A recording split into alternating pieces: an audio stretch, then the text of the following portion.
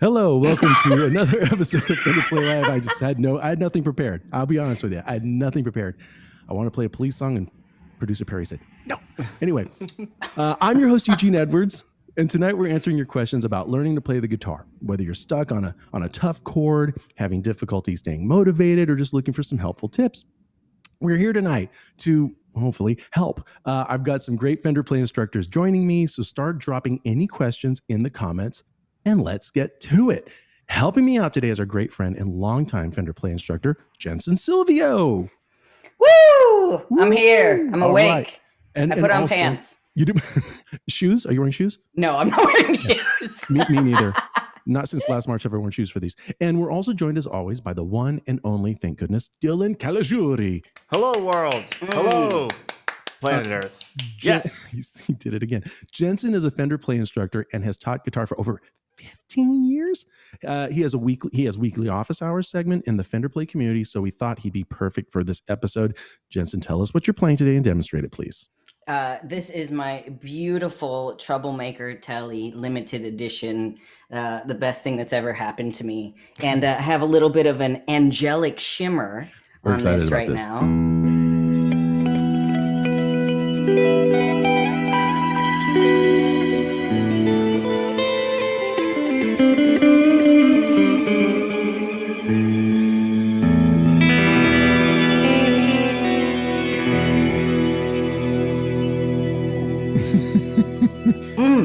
Tasty. Wow. The angels are shimmering. Angels are shimmering. Dylan, some of my flowers just wilted. So that was amazing. That was incredible. Dylan, can you tell us what you're playing and demonstrate it?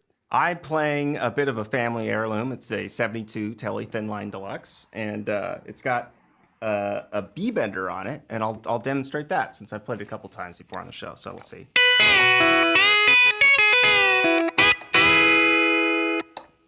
Nice. Everybody look up the gadgets. The B bender goes on a Telecaster, and it's really, really fun. And I only had this a couple weeks ago.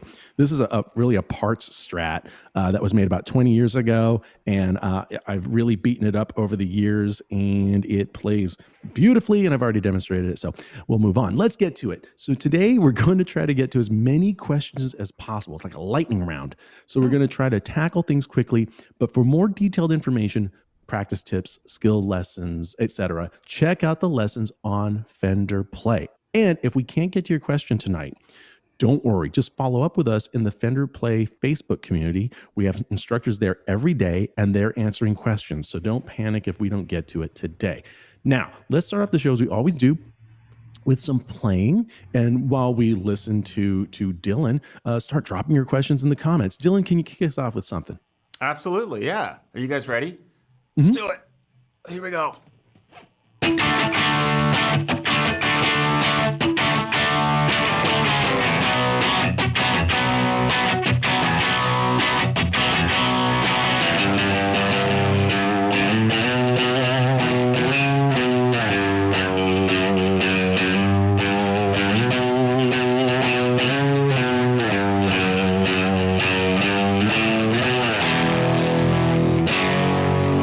Comes. Hold on. Wait for it.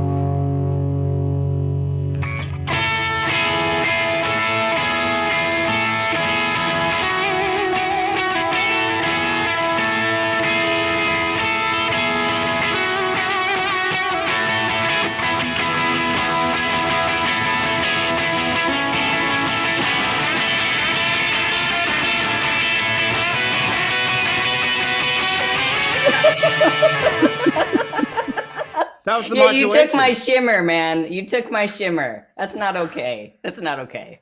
That was tremendous, Dylan. That was intense. My dog, that was pretty intense. Thank you, guys. Thank you for being here for that. Obviously, that was One Way or Another by Blondie, and that is on the site. So everybody can go take a lesson on that one. All right, we've got lots of questions rolling in. This is great. Let's start with one from our Fender Play Facebook community.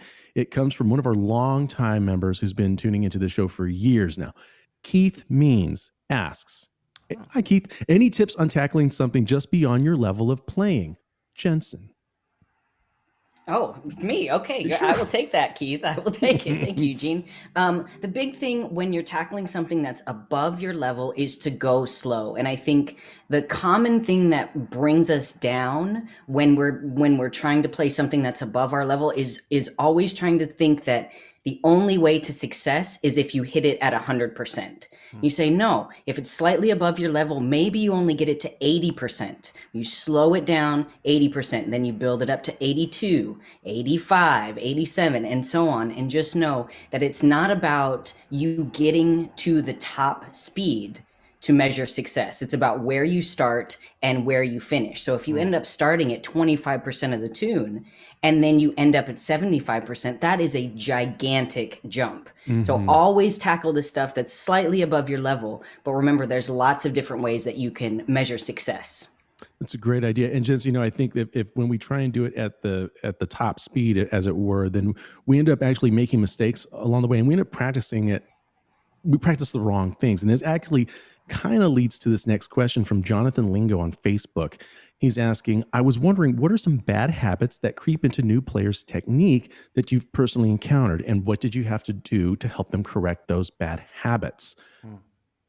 Dylan, I'll go with you, and then we'll have Jensen also crack this one. Yeah, Jonathan, great question. And Jensen's answer really kind of applies to this situation too, because it's a lot of times it's a slowing down and taking stock thing. I think this is a great spot where tools can come into play. So specifically like metronomes, or if you're on Fender Play practice mode, or if you're working on chords, chord challenge, which is in the more section of Fender Play. So this is an integration where you go sort of outside of what you've been hearing yourself do over and over again and maybe thinking is correct, and use a third-party source or a third-party tool to kind of take an assessment of what you're doing. Jensen? Yeah, and to piggyback off of that, I think it's important to constantly be rechecking in with things that maybe feel a little too beginner. You know, like on Fender Play, we have the level 1s and level 2s, and sometimes you can be like, oh, I got that. But checking in and be like, am I holding my palm down? Like, you know, because stuff starts to creep up, and as we learn new things, we usually get tense. So we don't realize that now we're playing, you know, C like this. And then you start at the lower levels just as a refresher, and you go, oh, that's right, I have to drop my palm. Okay, that's how I can play it a little bit better. Yeah, even the top paid professional baseball players, they still shag flies and they take grounders during it's about the fundamentals. Let's get to D. I hope I'm pronouncing this correctly. D. Gauss from YouTube asks, what do you do if your pinky does not reach to the 4th fret? Dylan. Yeah, so there's a lot of anatomy issues that come up when you play guitar. I think, so I'll preface this first by saying if you watch your favorite players, you'll see that all of them have a different take on how they play chords, and the fact that their anatomy allows what it allows. And so a lot of times, if you're having trouble reaching to the 4th fret without approaching anatomy, it's probably because you're, like actually Jensen was just saying, your palm is not dropped, which means the bottom of your hand is too close to the bottom of the neck of your guitar, and you're not able to get over there. So it has to be stretchable, basically. You so that's want some room from Yeah. the palm and the so you can otherwise you're like, yeah, exactly. Okay, good one. Sergey, we're just rolling through these. This is great. Sergey T from YouTube says, hi, a new older beginner is here. Any tips on daily exercise routine? I'm looking for a more structured approach to warm-ups and maybe playing scales. Jensen. Okay, so when it comes to a warm-up routine, I have a little bit of a controversial opinion about this. Oh, But this is nice. Here we go again. All right. You all keep asking me back on this show. That's right. I'm gonna get muted.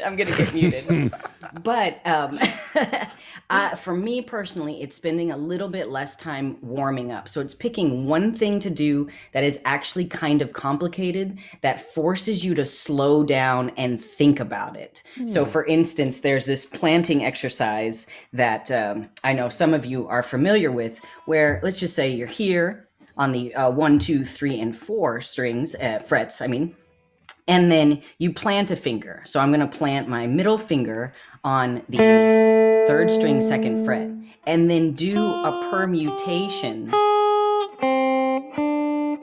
while keeping your finger planted. So I'm doing 1, 3, 4. 1, 3, 4. But you see how it's forcing me to go really, really slow and think about what I'm doing. And you'll see that within, like, literally, I can already feel my muscles starting to get warm. So I'm less likely to recommend just playing through your scales and then doing the quasi-chromatic and doing all that stuff. It doesn't mean that it's bad, but me personally, I like doing something that is actually very difficult, that I have to go slow and really think about my coordination, because that's what gets my muscles warm.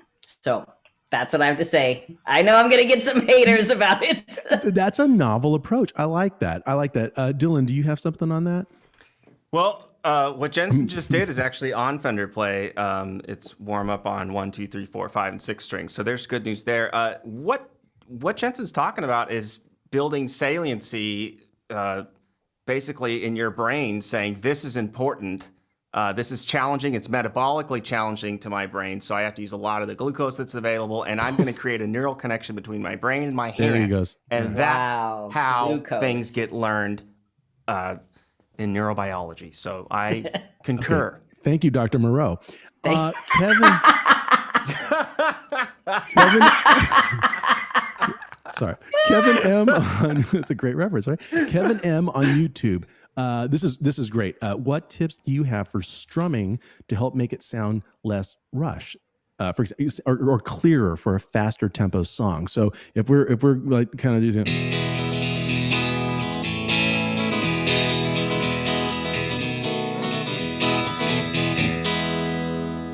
right, Kevin, we want to get there. So Jensen, take it away. So that is back to slowing it down and making sure you have control, because the more control you have, the more snap you're going to get to your strum. But as you start to go faster and it gets a little bit, we've all been there where it just kind of sounds like super, super muddy. It's because I'm going faster than my brain can tell my hand to do. So you first want to just take it slow and really kind of exaggerate the articulations. So it's like, if I'm really going for those upstrokes to sound clean, I'm thinking about it, I'm snapping kind of hard, not crazy, so I'm hurting my forearm, but I'm letting my brain and my hand know, this is what I want you to do. Down and then up, down and then up. And then you start at what I call your win tempo. So always start a piece where you can play it easily. Think about like a tutorial mode in a video game, where it's like, oh, this is super easy. That's the whole point. It's getting you into it. So you don't start at level, 15 and then get your butt kicked. And it's like, well, this isn't fun. Start at your win tempo where you can do it and it's clean, and then slowly start to push the tempos. That's a good one. Yeah. Let's take another playing break here. And Jensen, can we hear you play something on that lovely guitar, that troublemaker of yours? Absolutely. So this is just a strokes riff that's on play. I chose it because it's just super simple, and it's one of those back to like the win tempo or the win thing where you can kind of get it right away and you're like, oh, I just did that in an afternoon. So all it is and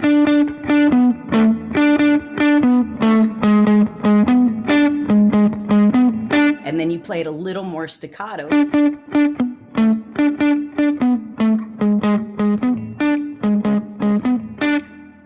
That's it. Were you palm muting that second time around? I did palm mute a little bit. So palm muting, in case you don't know, is I'm taking the side of my palm right here and I'm putting it right against the saddle here, the bridge. And I'm getting more of a muted sound. Now, if you're not familiar with it or if you're struggling with it, a good thing to do is start way up here where you get just that percussive. So you hear that? That's just a scratch.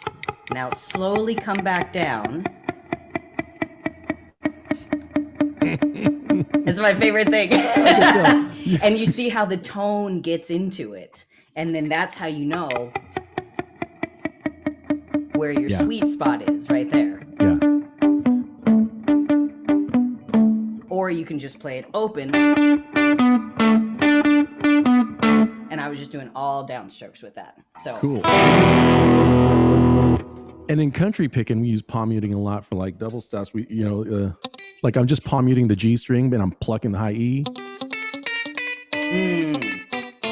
That's how we get that chicken sort of thing going. Okay, so back to the questions.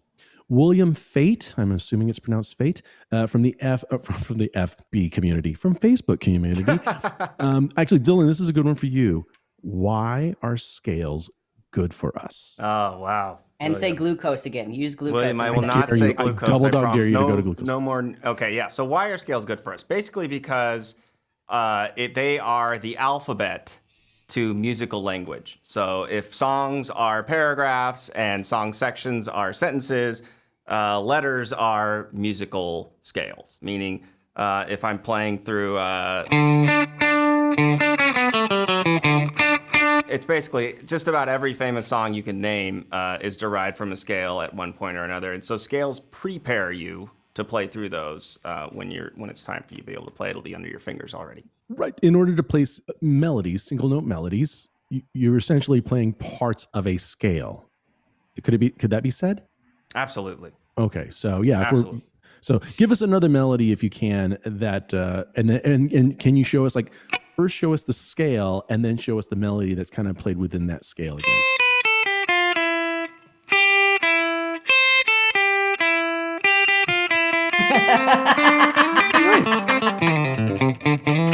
So yeah, so it's That was the basically Hillbilly Flintstones. You cheated.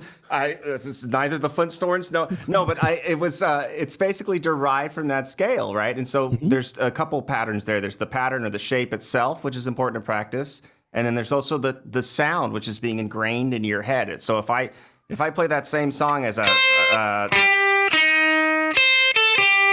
we're going to know something's wrong. And a couple of the other neighbors are going to come over and complain too. So I think it's something that acclimates you in multiple senses at the same time. So it's crucial, not just important, crucial. Well said. Next question.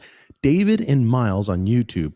Any tips or available lessons on improving soloing skills? Jensen, go.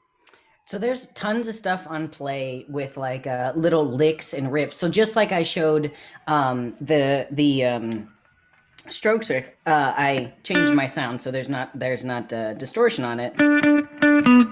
So you take that idea. So you take some vocabulary from something that's already written that you like. So I'm thinking of this kind of pentatonic here. I'm on 12, and it goes 12, 12, change string. So the fifth string, 14, 12. So I'm going to take this pattern. Now I'm going to move it somewhere else. I don't care about the notes. I don't care about the key, but I'm going to do something over here. And now I've just written something based on this pattern that has already been assembled for me by artists that I love, and I'm turning it into my own. So I would say for you is learn a little chunk of something, nothing big, nothing like an 8 measure, 12 measure, 16 measure solo, but a little chunk, and then say, okay, now what would I do to it? How can I take the same idea and be inspired by it, but not completely rip it off? There's a very fine line. Yeah. And then that's how you start to develop your personal vocabulary, and that's how you start to improvise. Well said.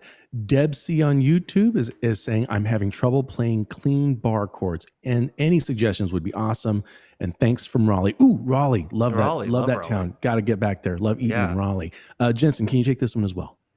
Oh, playing clean bar chords? Yes, absolutely. So what I would say for bar chords is the first thing is you want to give yourself a chance to rest in between. So what I always say, if you're doing a bar chord, let's just say this F bar chord here, when you're setting yourself up, do not squeeze down yet. Get your fingers in place, but don't squeeze, because a lot of times we do this and we're holding down tight, and our gas tank, our energy is just dropping so quick when we do this. So then by the time we're ready to strum, there's like nothing left, right? So first, gently rest your fingers on the strings, get set, then squeeze down. And you want to squeeze down as hard as you can in the beginning, because you need a lot of strength. You need a lot of strength to get through it. But then you squeeze down, try to get it as clean as possible, then stop and relax and rest. So it's almost like when you're working out and you're doing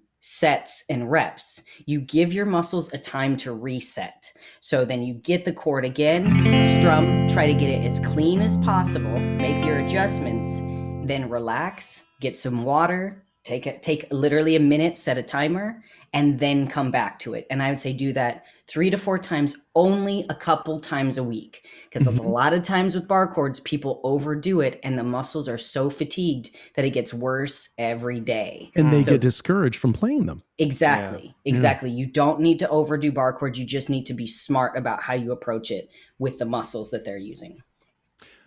That's a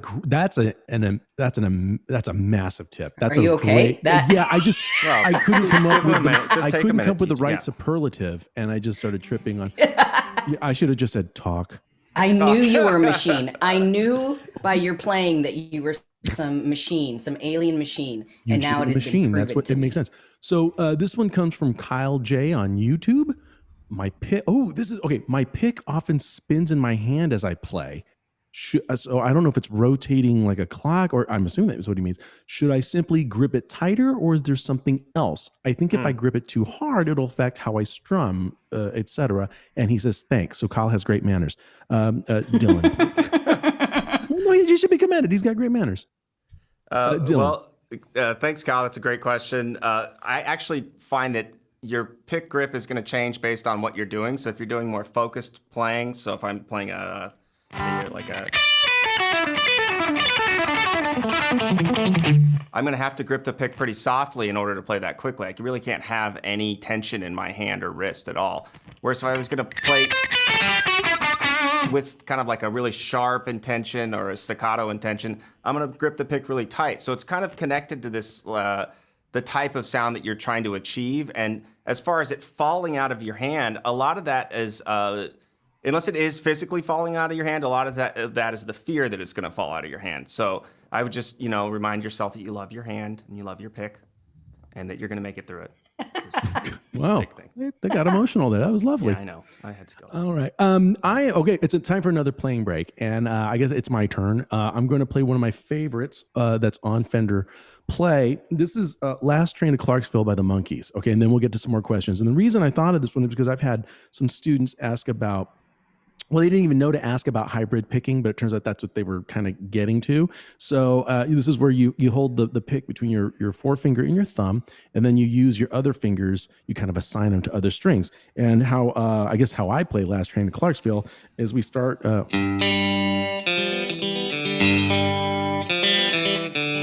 didn't play it right.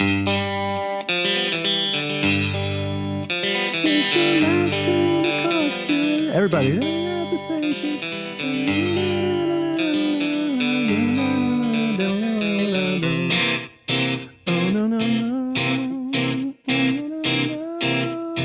So the pattern, and we just get used to finding those patterns. This is pick, middle, ring, pick, middle, ring, pick on the D string, middle on the G, open G, and the ring on the open B. And then we just kind of, the only thing we're fretting is the D string at the third fret and the second, and then open. So.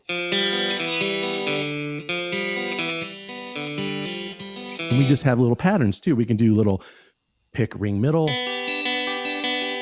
change your voicing, pick, ring, middle, and then find another cool voicing. Get those little banjo things going like that. So Last Train to Clarksville, it's on the site. Great chords, very charming pop tune, of course, because it's from the Monkees. And if you listen to the record, there's some really, really cool kind of banjo roll hybrid picking going on there. Okay, back to the questions. Jack T on the YouTubes, he's asking, how do I start off improvising? Jensen, go. So that goes back to like developing your vocabulary. First, I would say learn a scale. The easiest one to start off with is just your pentatonic. Mm-hmm. So your minor pentatonic. I always go for 5 notes. It's just 5 notes. Just 5 notes. 5 notes. So for A minor, and all these lessons are on Play of how to play the pentatonic, lots of different keys and how to utilize them. So we've got A minor. We're on the 5th fret. So 5, 8, 5, 7, 5, 7, 5, 7, 5, 8, 5, 8, and you resolve to your root here or right here. So this is A, so you're an A minor pentatonic. So start there, and you know what's cool is you can create a backing track in A minor, and any chords in A minor are going to work with this scale. So create a backing track and start just messing around. That's all just coming from the scale. I'm not doing anything different except for adding in a little bit of vibrato, slides, and you can add in some bends. But that's where I would start, is just get a backing track for A minor, play this scale around it, and then start to think about melodies or motifs. Because a lot of the times, you know, I think we're all familiar with the kind of plunky scale soloing, where it's just kind of like, that was all I did in college. This is why my teachers just did this after my solos. But so think about motifs, thinking about what makes it musical, repetition of notes. And sliding in. Lindsey Buckinghaming it. Yes. Just do this. That's all you have to do. All you have to do and you'll sound great. So start with that A minor pentatonic with a backing track and think melody. Great. Fantastic. Dave Walter, also on YouTube, he says, I have just started to playing a song using a capo, but notice it's hard to fit 3 fingers into a smaller fret to form the A chord. Dylan, any tips? Yeah, just to mention one thing off of what Jensen was just talking about. Sure. If you're on Fender Play and you're working through practice mode on any song and you hear one of the backing tracks that you like, kind of favorite that, and then you can run back to that to work on improvisation over it. So you have a lot of backing tracks that you didn't know about just by accessing stuff that's on the site already. So, okay, yeah, so how do you fit 3 fingers in this tiny little spot? Well, it has a lot to do with the orientation of your hand behind the neck. So if I shift the way the orientation of my hand is behind the neck, it has all to do with how many fingers I can fit in space. The other thing is there are just people, I had many students that were gentlemen that had huge fingers, quite large fingers, some of them notably large, right? And I think that there was just ways to adapt. One of them, did what we call a hinge bar. One of them did this guy here. One of them had half a hinge and a finger. So it's kind of an adapt, overcome, take the hits where they come and keep on going type of deal, and just don't get caught up on any particular thing from stopping you to move forward. So don't let perfection be the enemy of progress. And I would say, David, if there's a favorite player of yours that uses a capo, further up the neck, and you can find footage of that person playing, just kind of study the film and see if there's a certain angle they're doing, or if they're just maybe just barring across with their index finger, they could be playing, so yeah, it's but that's a great question, and I feel you're probably not alone on that. No. Pete K from YouTube says, newbie here, trouble getting a clean D chord. Any alternate fingering suggestions? He also says, thanks. Pete, you were raised right. And, by the way, Frank Jordan in the community is also asking this same question. Jensen, take that D chord question, please. Okay, so first thing, when something's not coming out right, I would, before you start thinking about changing anything, see if you can identify what the specific problem is, what's going on, what isn't working. Because a lot of the times I hear from students, well, I just can't play that. But you're like, no, there is something specific going on. So I always think about like a modem or something. You have the troubleshooting guide in the back. Like, if this light is blinking green, this means this. If this light is not on, this means this. So first, try to identify what's happening. And my guess is with the D chord that you're rolling over. So your thumb may be up here. And obviously, I'm being general because I can't see you and I don't know the specifics. But make sure your palm is dropped and that you're really curling this third finger, because the third finger has a tendency to roll over onto the first string, or you're not pushing down the first finger hard enough and you kind of get this sound. So start with that of troubleshooting specifics. Now, if you're still struggling, another alternative for you to do is bar your first finger over the third string, second string, and first string. And then the second string you can play with your middle finger on the third fret, or you can play with your third finger. So it gives you a little more space, especially if you have larger hands, and that is 100% acceptable. I've actually also seen people do it this way. So the same shape, but you're using your middle finger, third finger, fourth finger. That's to crazy. play like So that. that's, and I'll, if I can add a benefit to doing it that way, you're now ready to, if you're using your cage system, you're ready to travel that thing up the neck because you've got you have your index finger available to play the D string. So that can become a G up at the seventh fret, or you can move that. That's a good one. Those are great alternate fingerings. So fantastic question from both Pete and from Frank. Time has passed. Jeez. Okay, last question. We're sorry if we didn't get to your questions tonight, but don't stress. We're in the Fender Play Facebook community answering questions. There's someone there every day. Okay, our final question comes from Jim C on Facebook. What was the it moment for each of you when you were first learning that you realized you could actually play? Was there a specific technique, song, or event that got you over the hump? That's a great question. We're going to start with Dylan on this one. Well, I know what Jim this is, and hey, Jim. You do? Oh, cool. Hey, Jim. Yeah, thanks a lot. This is a great question, and it's tough for me because I started so young that it's tough for me to kind of remember exactly what it was. But I would say that it's one of those deals where I think once I was able to teach something to somebody else, even sometimes you'll learn something new and you already want to teach it to other people, and I realized that I knew it well enough to teach it to them, and I realized that, when I'm starting to really get a grasp of this, and I found so much of music for me has been about a way to relate to other people when I maybe didn't know what to say or how to behave around them necessarily, and I drop things, and sometimes when I'm drinking, it comes out the side of my mouth. But if we play music together, well, that's literally a drinking problem, and this it's not the time or place. It has nothing to do with alcohol. What kind of drinking problem? Where did we just go? Where did we just go? But music was this language that allowed me to overcome a lot of that awkwardness, and I think that's when I knew I was getting it, because it was doing for me what I needed it to do. That's fascinating. It was a tool that helped you connect with the community, right? Yeah. It helped socialize you. Indubitably. It did that for me too. Jensen, how about you?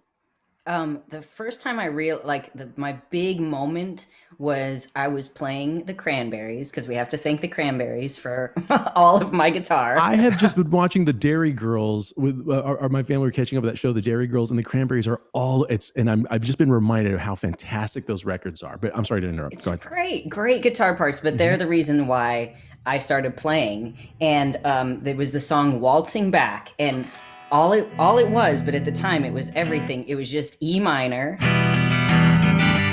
to G, C to A minor. I think and I prayed to God that if I could just play that in time with the tape, then I would be so happy. And I remember that moment when I was listening to it and playing it, and I think I got that like twice.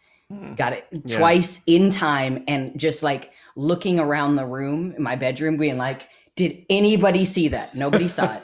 Nobody was home. It's like it's just me. Like you make a 50-foot hook shot and no one saw it. Right? Yeah, just like come on. But that's when it was just like I felt a part of music, whereas before just learning or I was also awkward. Dylan, I'm sure you had no idea. No, I won't hear it. I won't hear it. But okay, I deserve that. But I always felt on the outside of everything, of my life, of school, of community, of music, that I was outside looking in. And that was the first time where I was playing with them and I felt like I was on the inside. I felt like it was then mine. And then it was like, well, then if I can do this, I can accomplish anything. So that's I'm getting goosebumps. I was bugging my parents for guitar when I was very young, and my old man relented, got an acoustic for me when I was around 7 or 8, and he taught me this. And he didn't play much guitar himself, but he did teach me this 2-note thing: open E, and then second fret, fourth fret on the A string, and then you go over a set of strings. I don't even know if he taught me the 5 yet. I just had this. I don't know. It's basically Bill Doggett's Honky Tonk or something like that. But just to make that sound, in the words of Bruce Springsteen, I found the keys to the universe. I could produce a sound. I knew everything else was up to me. I was no longer trapped in my kind of shy cage as a small boy. I knew my way out, and I gotta say, I still play songs to this day that involve that blues riff. Anything in this mode, I think of this awkward 7 or 8 year old kid who over in Yuma, Arizona, and that was the it moment. That was what a great question. Thank you very much. God, that was just such a sweet question. I really enjoyed that. Let's go on to some homework, shall we? Jensen, can you see the script? Do you want to assign the homework, or shall I do that? I can do it if you want. I can see Go for it. Oh, yeah. Go ahead. Okay, so for beginners, this is the beginner homework. Try to challenge yourself with a new chord this week. For you community members, post. Are you okay over there? I'm just thinking. I've got emotional from our stories. I don't know what's happening. I'm still thinking about glucose. Oh, sure. To get you an orange afterwards. I'm gonna try it again. I'm here. So beginner, try to challenge yourself with a new chord this week. For you community members, post you playing your new chord and use the hashtag homework. I will be watching. That's right. And then intermediate, dive into a new skill this week, something you haven't yet explored. Don't be doing this thing where you've looked at it before and you're just reviewing it. Something new, a little something intimidating. You know you can do it. So maybe it's like chicken picking or finger tapping. So try to expand your arsenal. And then advanced, learn a song to start and finish in 1 week. Ooh. Good luck, everyone, on that one. Yeah. And Jensen, he's just so much fun, a great laugh, obviously extremely friendly, tough with the homework, man. He's watching. Yeah. Don't fool yourselves. Eugene knows. Eugene knows about my homework. Oh yeah, and I've been coached by Dylan or by Jensen, so I know how to do it. Dylan, not so tough. Dylan, it's time for your segment, buddy. What have you got for us? Let's get to the giveaway. Very gently, I want to tell you guys about our weekly Fender Play giveaway. So every week, a lucky Fender Play subscriber is automatically entered to win the Fender Play giveaway, and they're given something incredible right on the show. They get to pick from guitars, basses, amplifiers, all kinds of different items, and they're automatically entered to win simply by being a member of Fender Play and using the site for 3 7-minute sessions or a streak. So, do you guys want to hear who won this week? Time for the drum roll. Yes. Let's go. Let's get it going. Here we go. David P. David P. Congratulations, David. Congrats, David. Congrats. Enjoy your bass, guitar, whatever it is you choose. And Dylan, what else did you have for us? Yeah, so always new stuff on the site. You've got to check out the site under the What's New tab. If you're under the songs, there's a ton of new techniques. Anything we've talked about today, search for it. I don't even care if it's improvisation. Just stick that word in there and watch the list populate. So, but a couple of the things that are new, I don't know, there's a specific holiday that's coming up. Perhaps you guys have heard of it. Valentine's Day. Oh.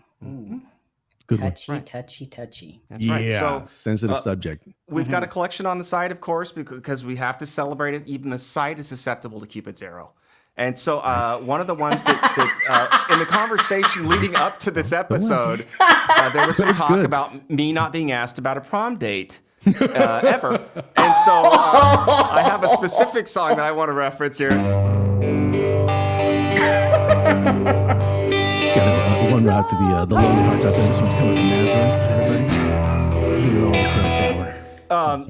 So Nazareth Love Hurts. We got a lot of stuff on there that's rated to love, and not all of it is in the unrequited territory.